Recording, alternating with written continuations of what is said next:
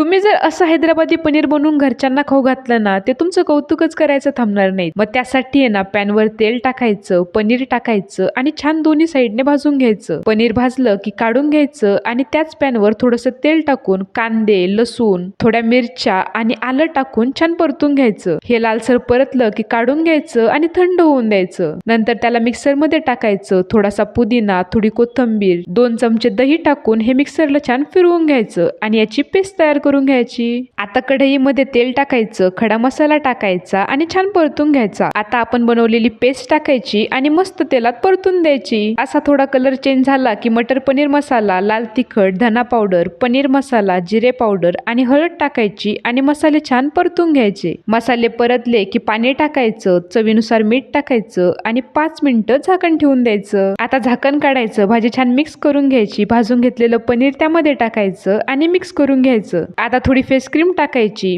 Face cream नसेल तर तुम्ही दही टाकू शकता किंवा मलाई टाकू शकता आणि हे छान मिक्स करून घ्यायचं व पुन्हा 5 मिनिटं झाकण ठेवून भाजी छान शिजून द्यायची व तुमची हैदराबादी स्टाईल पनीरची भाजी तयार असेल.